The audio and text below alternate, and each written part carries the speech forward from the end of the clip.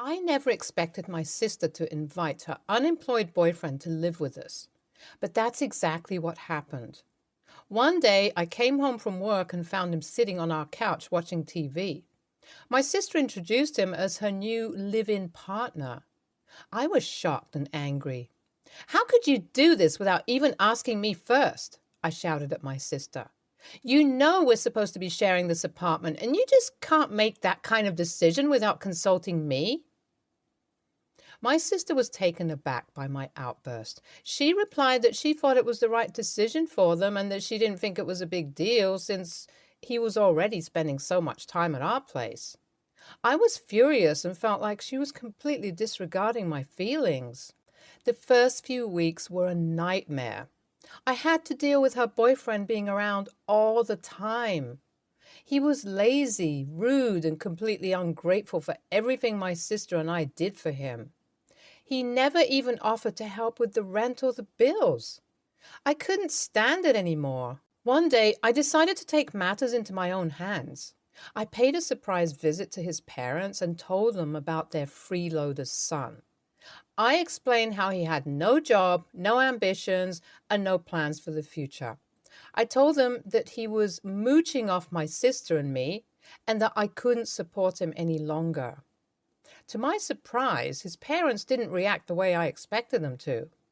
They were a middle-aged couple, and the mother had tears in her eyes as I spoke. They invited me to sit down and talk, and I could tell they were genuinely concerned for their son. They explained that they had been trying to help him, but had struggled to get through to him. They told me that he had been struggling with depression and had lost his job and his sense of purpose. They had been supporting him financially for months and were worried about his mental health. They didn't want to enable him, but they also didn't want him to be homeless either. After I left, his parents came over and sat him down for a heart-to-heart talk. They expressed their concern for him and told him that he needed to take responsibility for his life. They explained that they loved him but could not continue to support him indefinitely. They encouraged him to find a job, pursue his passions, and take steps towards independence. At first, he was defensive and resistant to their advice. He insisted that he was trying his best and that everyone was against him. But over time, he started to reflect on their words. He realized that he had been taking advantage of my sister and me, and that he needed to change his behavior. He also realized that he had been wallowing in self-pity and needed to take proactive steps towards improving his situation. After that incident, my sister and I had a talk. I told her how I felt about her boyfriend, and she listened. She admitted that she had been naive and had underestimated the impact of her boyfriend's behavior on me. She also said that she had been blinded by her feelings for him and hadn't seen the full picture. We agreed that he would have to start contributing to the household if he wanted to stay. At first, he was hesitant to change. He continued to be lazy and unhelpful, and I started to lose hope that he would ever change. But over time, I noticed a slow but progressive change in his behavior. He started to clean up after himself, cook meals for us, and offered to run errands. He even got a part-time job and started paying his share of the rent and bills. I was surprised by his behavior change, but I was still skeptical. However, he proved me wrong, and I slowly started to see him in a different light. He became more respectful towards me, and I could see that he was genuinely trying to be a better person. He even apologized for his behavior in the past and thanked me for opening his eyes. As time passed, our apartment started to feel like home again. My sister's boyfriend had become an active member of the household, and we started to have fun times together. We would cook meals, watch movies, and go out on weekend trips. The whole experience had been difficult. I had learned to be more patient and understanding, and my sister had learned to be more considerate of other people's feelings. Update 1. 5 months later. Despite some initial progress, my sister's boyfriend had a long way to go before he won over our parents. They had come over for a few days to stay with us. Even after he had started to clean up after himself and look for a job, They still judged him harshly and refused to approve of him. The worst of it came from our father, who seemed to take pleasure in belittling and mocking him at every opportunity. He would make snide comments about his clothes, his appearance, and his character, not even trying to hide his disdain. It was painful to watch, and I felt embarrassed for my sister and her boyfriend. I could see the hurt in their eyes every time my father said something mean, and I knew that it was only making things worse. I tried to talk to my father and explain why he should give her boyfriend a chance, but he was stubborn and refused to listen. He said that he knew the type of person my sister's boyfriend was and that he would never be good enough for our family. As the days went on, the tension in our household grew. My sister and her boyfriend were trying their best to prove themselves, but they seemed to be fighting a losing battle. Every time they did something wrong or made a mistake, our father would pounce on them, using it as an opportunity to criticize and berate them. It was a toxic environment, and I knew that something had to be done. I decided to intervene and have a talk with my father, hoping to get him to see reason and change his ways. It was not an easy conversation. My father was stubborn and set in his ways, but I persevered. I reminded him that our family was supposed to be there for each other no matter what, and that we should be supporting our sister and her boyfriend through their struggles, not tearing them down. It took a while, but eventually my father started to come around. By the time they were about to leave, he began to see that his behavior was hurtful and unnecessary. And he made a genuine effort to be more supportive and kind. It wasn't a perfect ending, and there were still moments of tension and conflict, but overall, things started to improve. My sister and her boyfriend were able to relax a little, knowing that they had our support, and my father was able to see that the boyfriend was capable of changing. NTA, I totally support OP's decision to pay a surprise visit to the boyfriend's parents.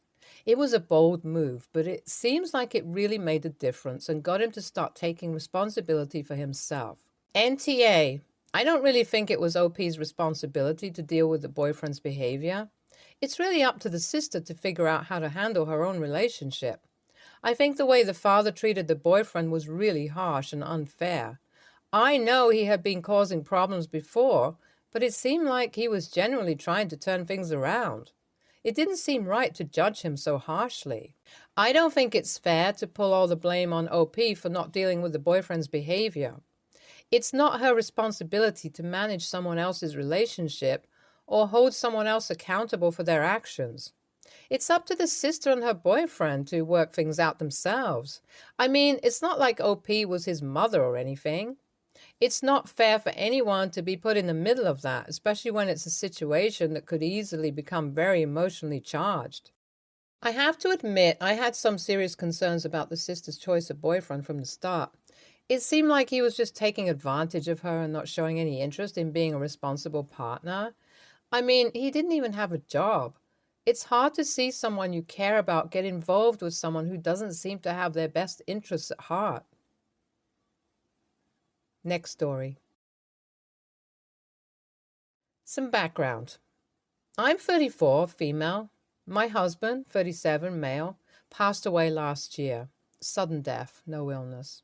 And I didn't have a place of my own. I stayed with my in-laws thinking that they'd lost their son, and being with their grandchild, 5, male, would help them while grieving. My original plan was to stay until a year passed by since his death, and I tied up some loose ends as far as my husband's debt was concerned. In the meantime, my in-laws kept escalating their complaints against me, that I didn't wake up early, I have to commute 75 to 90 minutes to my workplace, and I wake up by 6:30 to 7 a.m., that I didn't take care of my son. I'm now a single parent and I cannot be with him through the day since I have to work, that I don't do all the housework. I take care of the laundry, look after my son when I'm at home, includes keeping on top of his school schedule, take him out to activities weekly, read with him, clean every day, and help with cooking whenever I'm home. Last week, things escalated. I visited my parents with my son every other weekend, and my in-laws kept saying he always fell sick whenever he came back to their in-laws' place, and that he keeps losing weight whenever he visits my parents. Now, he's a 5-year-old who is back in school after 2 years of a pandemic. He gets a cold twice a month, a mild temp every 3-4 months. He has some genetic allergies, and that is all being addressed with his doctors. His weight, according to his doctors, is perfectly within range, and he has met all his developmental goals on time, if not earlier. After last week's visit over the new year, they started singing the same tune.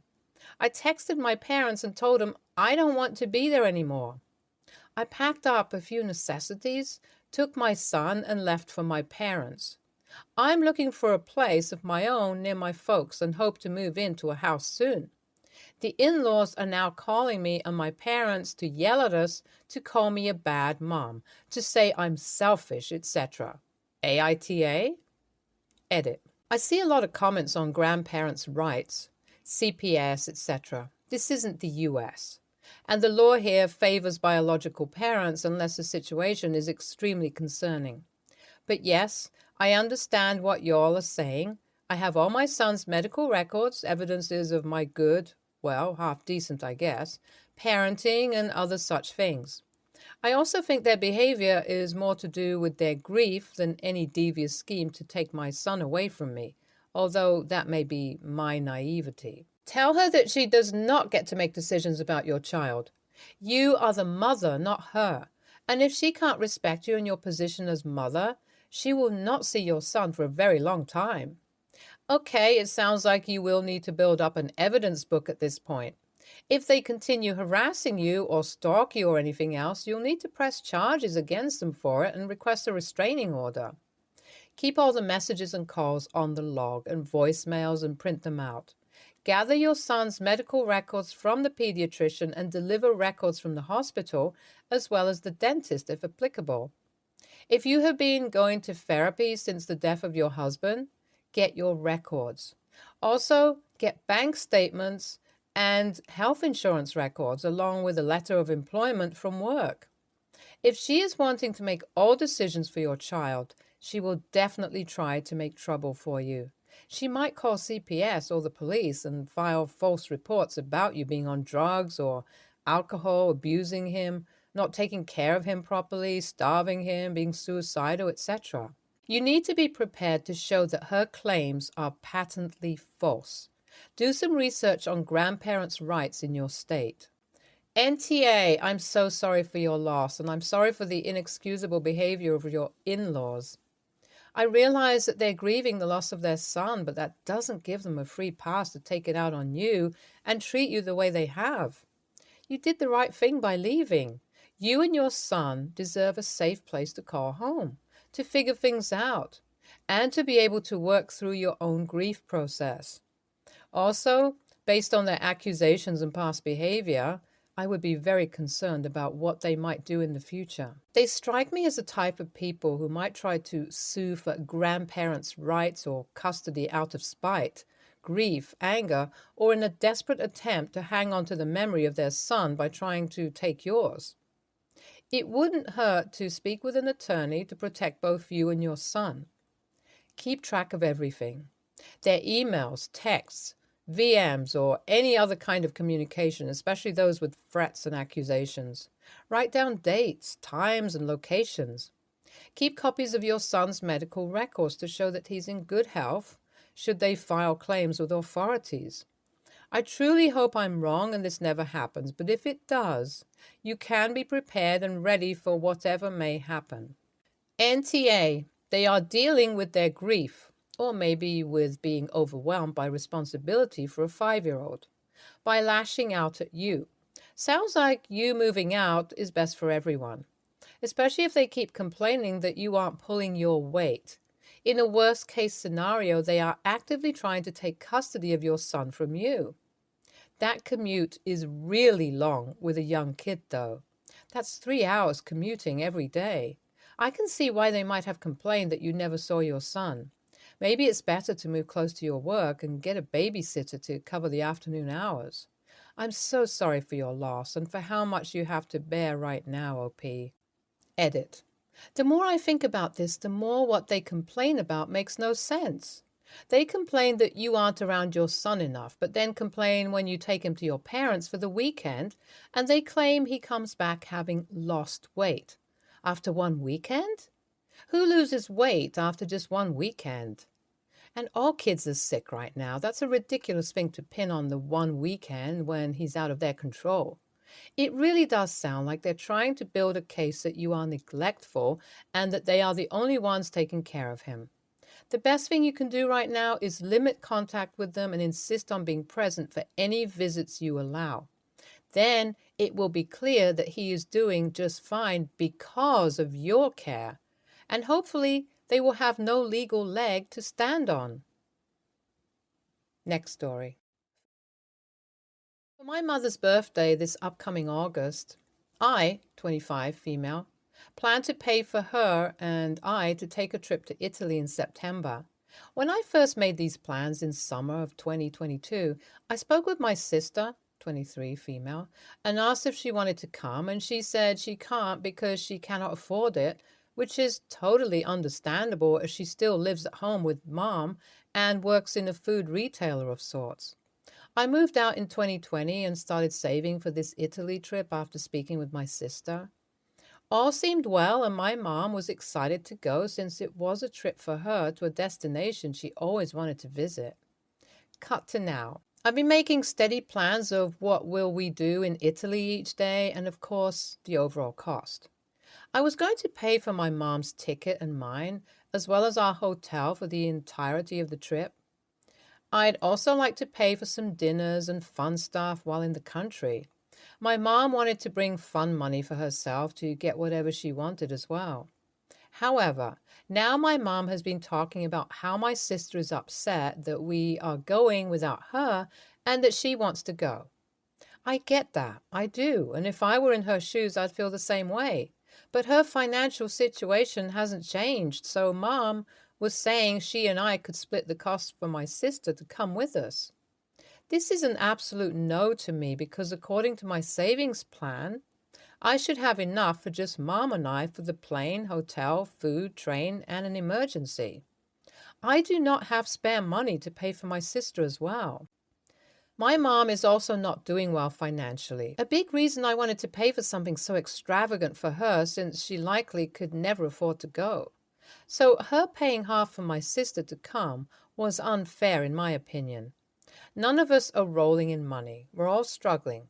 But I planned for just 2 people to go to Italy and saved as such.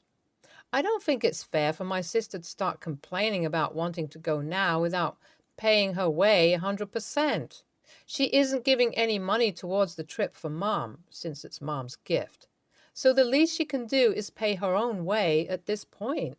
This was supposed to be a gift for my mom, and I already asked my sister if she could contribute when I first started planning this, and she couldn't, and I respected that. I haven't bought our flights yet, waiting until March. So I wanted to know if I was really being unreasonable wanting to spend an extra $1,000 or so for my sister to come with us when it would be dipping into my already low savings and wasn't part of my budget plan from the get-go. Please let me know because my mom is really upset with me and I feel like my sister is ruining something that was supposed to be a dream for her. Edit. A lot of you are making this a big deal and telling me to cancel the trip, which I guess based on the post alone, without reading comments, knowing more, is totally fair. It's not that big a deal that I'd take away this experience from my mom for being worried my sister wants to come and can't. The world isn't as black and white as that, unfortunately. Edit 2. I've texted my sister and surprisingly she said she didn't want to go. I planned to speak with her in person about this, but she said via text that Mom had taken something she said during the holidays out of context and thought she wanted to go when she doesn't. I asked if she would be down to plan a separate trip with the 3 of us somewhere in 2024, and she was down. So all is well, and Italy is on. NTA. Say this to your mom, sister. Is welcome to come with us, but I cannot afford to cover any part of her expenses. If her not being able to afford to come with us is going to ruin the trip for you, Please tell me now while I can still cancel before I start booking things. I completely understand if you would prefer to wait until we all can afford to go. However, if you are okay with going without sister, then I need you to stop bringing up the idea of me helping to pay for her to come. I'm trying to plan an exciting trip for us, and I don't want to feel guilty every time we discuss it. This is the answer. We had the same situation in our family over a trip to Ireland. Basically, I said, let's postpone if we all want to go until can afford it and save for it themselves. Even though we had already been in the plans for a year, so there had been time to save if he was careful. He basically said in the end he wouldn't be able to save. Not that he couldn't, he wouldn't. And we should go ahead. I told them they could do their own trip together in the future. Ireland ended up being a special trip, and I loved spoiling my dad with this gift. It's been 10 years, and I'm still waiting for my brother to do the same. It will never happen. I'm glad we went ahead anyway. NTA, your sister is putting unfair pressure on you and your mom. Your mom is putting unfair pressure on you. If the trip had been a priority for your sister, she could have taken on a second job or found some way to make it a priority. Likewise, if treating your sister was that high of a priority for your mom could have taken on that second job. All they had to pay for was your sister's ticket and on-site expenses. Never allow another adult's vacation, education, sobriety, marriage, health, finances, or any other thing an adult ought to manage to be more important to you than it is to them. Stay tuned for more stories from our girl